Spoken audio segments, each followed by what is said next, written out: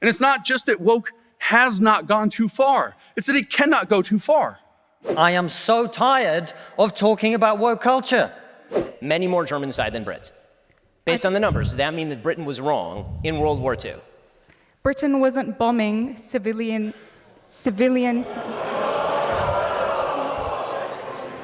Am I a racist? You've sat through the last hour and a half of me speaking, and you're applauding someone asking me if I'm a racist? What kind of people are you? Or do you just applaud anything? There's a spectre haunting the left, the spectre of thoughtlessness. The left wing of the political spectrum is a strange beast. Fortunately for us, in our creator-audience relation, it's a beast that I've been observing carefully for the past 7 years, so I know it well by now. At first, I've held a modest distance, not giving in to its promises and ideals because I knew them to be illusory, despite my liberal inclinations at the time. The more I've observed it, however, the more ravenous and repulsive it became, and if you know nothing of what I'm talking about, by the end of this episode, you'd have a very good picture of why you would be much better off to stay away from it.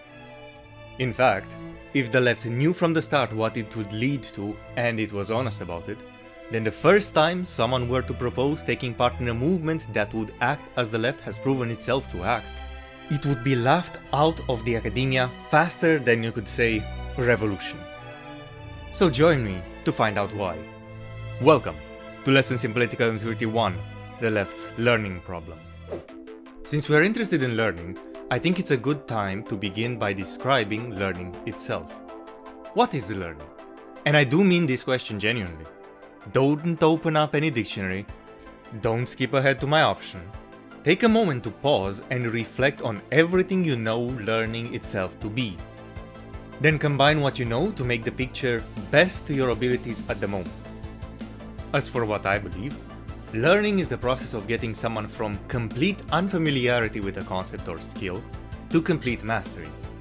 Knowing this, the left, in all its wings, from the leftist communists, to its progressive and to its other progressive movements, has failed, quite consistently, in proving that it can master explaining how the world and people in it work and what should we do about it. But to explain why that is so, we need to have some sort of framework to see what are the stages of learning. For that, I'll be using a framework known as Bloom's Taxonomy. What is that? Bloom's Taxonomy is a stratification of the skills and exercises one needs to engage in to obtain mastery over a domain of knowledge or skill. Let's begin with the lower levels. The easiest intellectual skill that you need is that of remembering concepts. For this, you need to be able to memorize and replicate the definition of a concept, its component parts, and the organization that you're given when it is lectured to you, as close to photographically as possible. For this, use low-level skills like flashcards and rereading on notes, which are the easiest and least effective methods of learning. What do you get when you do this? You know the definition, and you can reply thus. Rico, what's the moral difference, if any, between a civilian and a citizen? A citizen accepts personal responsibility for the safety of the body politic, defending it with his life. A civilian does not. The exact words of the text. But do you understand it? Do you believe it? I don't know. Of course you don't. I doubt anyone here would recognize civic virtue if it reached up and bit you in the ass. This brings us to the second level of the hierarchy, understanding. With understanding, you can begin to explain what you remembered. You can recognize it, distinguish the concept from others, explain its organization with your own words, find synonyms where it applies, reformulate the concepts that you're learning about under a different form. These two levels, remembering and understanding, form the lower class of the hierarchy of learning competences. Why is this classification organized in a hierarchy? It's pretty easy to explain. All of the higher skills require a good foundation in the lower skills. Let's look at the examples so far, but keep in mind that these rules apply for all levels above in relation to the levels below. Use and practice on the mastery of the higher skills require good performance on the lower skills as well. You cannot reformulate a notion, thus be in on the understanding level, if you don't know what it is you're reformulating from the remember level. However, when you reformulate, you have to recall what the notion is, thus giving us insight into what it takes to learn a thing. Training higher levels of learning strengthens lower levels, but training lower levels does not translate in better performance in higher levels. So, let's see what the higher levels are. Level 3. Apply. The information here is meant for use in new situations. You're supposed to execute a method presented to you, operate it, schedule and synchronize what you're doing, or demonstrate an exercise, and very importantly, you begin to interpret a problem with the solution that you're given. If you have a hammer, you can drive in nails. You know multiple solutions, and you have a wider variety of options to apply with. Level 4 is Analyze, and with it, we're done with the middle class of the hierarchy. This is the draw connections between ideas level, where you can examine and experiment with a problem at hand, tweak its conditions, organize and relate it to other concepts, see where it belongs, compare it and contrast it to other parts of the same or different groups. This is the level of learning where you receive tests. You already have an understanding of the notions and practices you're working with, and you have at your disposal a series of solutions. So this is the time where you're solving problems. See how much of the available solutions help you, where to change one approach with another, deviate from pure replicating of procedures, and venture into the not fully familiar. This applying to new conditions skill, I believe, is well depicted in the following scene. You alright? What are you doing, Wigan? Nothing, sir. Something funny? I asked you a question, Launchy. Sir, the way you're floating. Horizontal. I thought that was funny. Really? Why? Because in zero gravity, there is no right side up. You may think you're vertical and we may be horizontal. Is that funny? Sir, no, sir! Yes, it is. Ally, you know what he's talking about? Yes, sir. No, you don't. There's only one kid on this launch with any brains at all so far, and that's Ender Wigan. Next level is Evaluate. We're entering the big league now, the higher class of the hierarchy of learning. Two things stand out about the competence of evaluation. Is the first, which faces adversity and challenge. When evaluating, you're supposed to either defend or critique the very framework that you're using. In here, you can see whether the method used to approach a problem is insufficiently good at doing what it tries to do. In case I formulated it awkwardly, what stands out is the defensive and offensive manner of approaching the available system. At this level, you judge whether a notion or framework has its merits, and if it does, how does it stand up to scrutiny. Some irony I feel the need to mention about this, since we are talking about leftism in this episode, is that unwittingly, leftists are helping conservatives and reactionaries grow in their proficiency in the values they hold, since they attempt to deconstruct everything. Now, the leftist opposition to conservative values is a base impulse, not basing careful and thoughtful study of the values the right holds. It's a series of whines which have no intention to understand or accurately represent what the right believes. More on that later. Right-wingers, however, being constantly attacked in their formulations and having everything about them doubted, are forced in a position to defend and gain a deeper appreciation for the values they have. Meanwhile, the left, with its more libertine and its let people do whatever they want attitude and opposition to anything normative, will have the opposite effect. Why care to deepen your familiarity of and understanding of a set of notions if any set of values is as valid as the rest, and you have no reason to defend any above the others? More importantly though, if people simply choosing a path in life is valid, when did you determine that what they want to do is good in the first place? What if someone just wants to be drunk all the time, or has a general apathy and hatred of life and everything around oneself? Should that person be dragged out of that state and be stigmatized for one's lack of guiding principles to drive one out of it? Questions to consider later. The top level of Bloom's taxonomy is the level of creation. Here, you take the existing notions in a field and you expand them. You either fill in gaps or open new avenues which none of what existed previously dealt with. You conjecture about what is needed or what goes well with existing structures within the field and reformulate those missing pieces, then further work toward finalizing the picture made available by the pioneering works. To give you a treat, speaking of this upper class of Bloom's taxonomy, later on we will see how these manifest in relation to leftism. There are arguably between 2 and 4 occasions in this project where I will evaluate the existing notions and 1 or 2 in which I will create something completely new, so be on the lookout for those in due time. That would leave us with 1 example for each class of the taxonomy, though unfortunately for the upper class it needs context which is not relevant right now, so you will get most out of this video on your second watch, when you could tell yourself how well I chose my examples. Now that you have a full picture of the taxonomy, let's get back to the original question. If we can reach the conclusion that the left has a learning problem, then surely must be ways to approach a field of study in such a way that the more you're taking part of that approach, the more difficult it is to progress and succeed in the upper levels of the hierarchy of learning. What would those be? Ideally, to make learning easier, you would need a few things. The notions to be clear and not motivated by a selective understanding agenda. The connections follow naturally from what the notions are.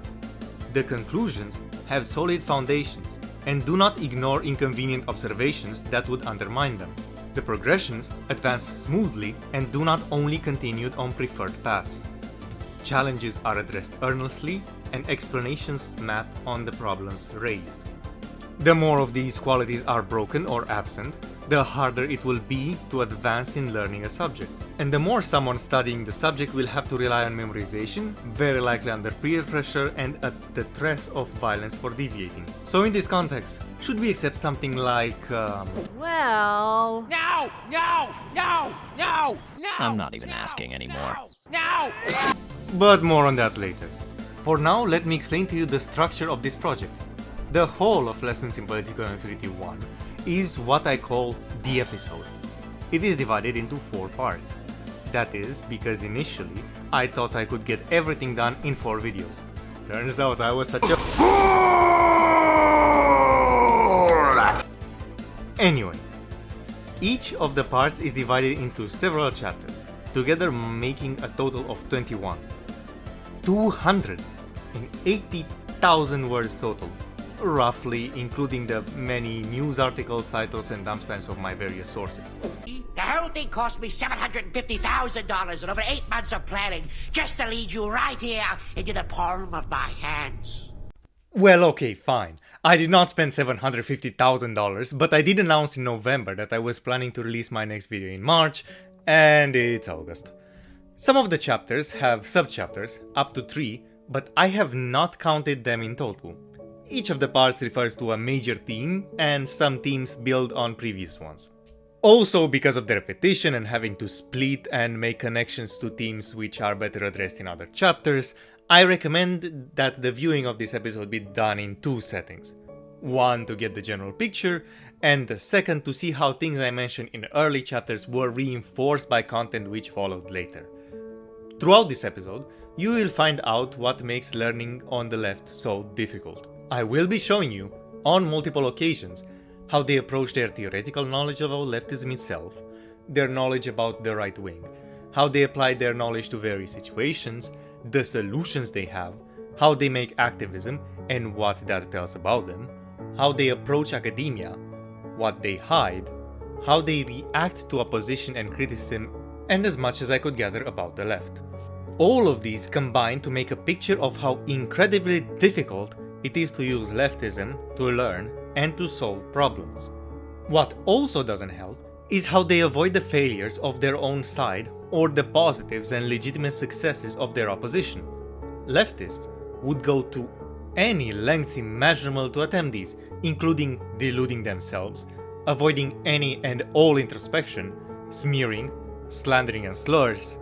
Any dirty tactic in the book is preferable by leftists as long as it hurts the right, and you'll see numerous examples in the series ahead. Before we get properly started and you get a taste of what I announced I'll do here, you might have a question. Why the left's learning problem? Why not the political learning problem? Does the right have no learning problem of its own? Well, it does. But the right's problems with learning are more like the it is what it is of learning. Or at worst, it's hyper-fixating in autistic detail on some obscure theory that's followed through too far or too sporadically. I wonder who that could be about. The left, on the other hand, has a problem with learning that's more on the lines of I will twist and distort every aspect of reality to rein it in according to my will, and everyone who disagrees will be brought down, beaten, and forbidden to think contradictory thoughts to what I want.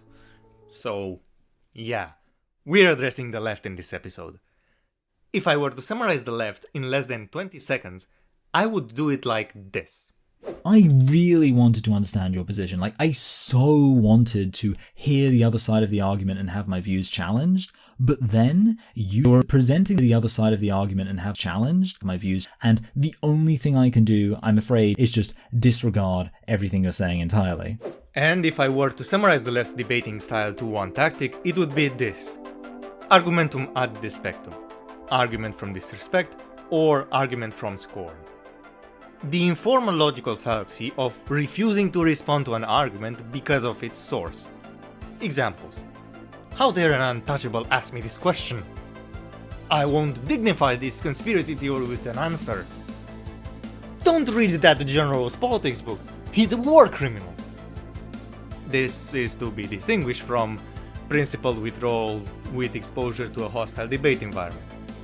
Applicable when, after a handful of exchanges, it's been determined that one's debate opponent overwhelmingly either refuses to engage with the argument by ignoring it or speaking past the point in continuation of one's initial case, or engages in undermining the speaker, deliberate obtuseness with no clarification, motivated reasoning, unfounded and irrelevant accusations and character attacks, irrelevant arguments, and frequent logical fallacies.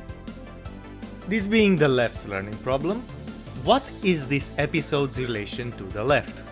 Well, let me set the stage. Oh my god!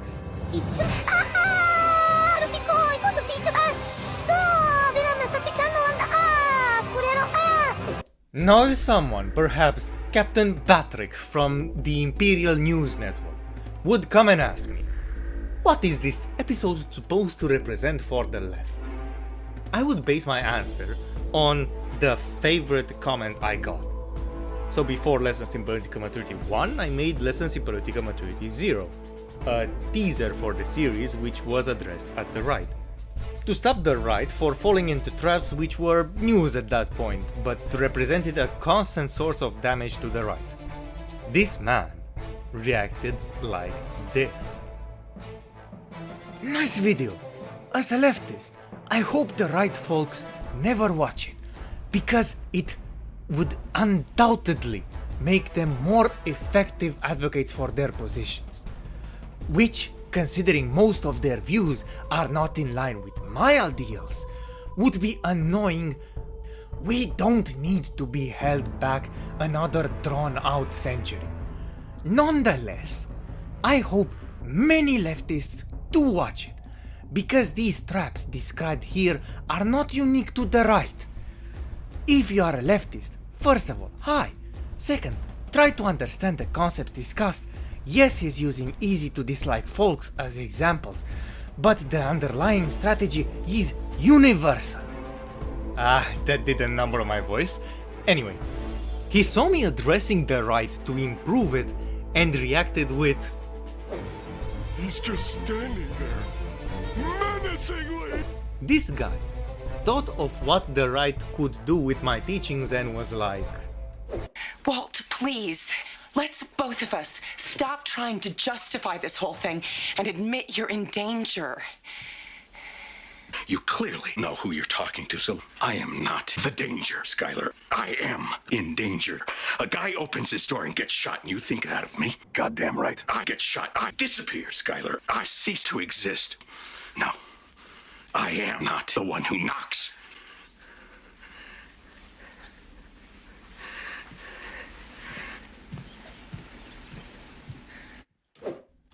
I mean, bless his soul, man. I'm putting that reaction on a t-shirt. Speaking of which, you see, Patrick, I'm running into a bit of a problem, you see. My channel is too small to be accepted for donations on Subscribestar, yet I put a lot of effort into these videos, as you see. So, I would probably need either to reach at least 1,000 subscribers on YouTube, though closer to 5,000 would increase my chances, and it would probably be great if I show that I have people already donating to my channel. I only managed to set up monetization on Substack. So if we get to, let's say, 50 donors there, I can probably convince Subscribestar that I qualify. To incentivize you, every time you hear the music playing right now, it's because I'm announcing some sort of donor exclusive segment. I'll give a brief summary, and if you're interested, go to my donation pages where it will be available. That being said, I believe the only fitting answer to Patrick would be, what is this episode supposed to be for the left? This. And when the forest would grow rank and needed clearing for new growth, I was there to set it ablaze.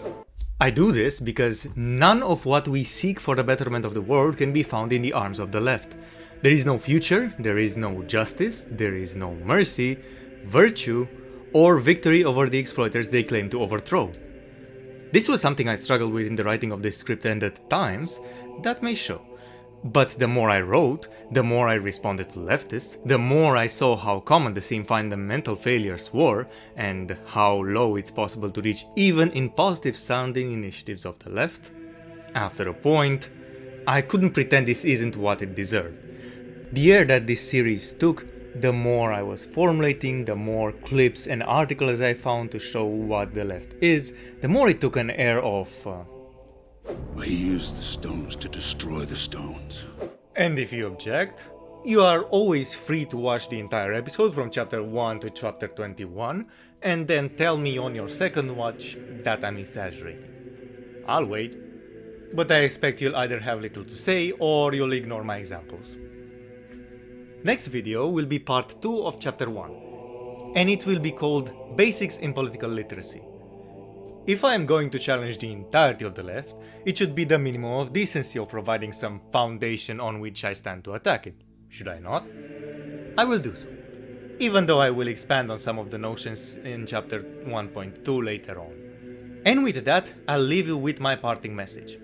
Oh, and if you don't know what Blue Eyes Red Heart means, there is a video about it I released yesterday on my channel.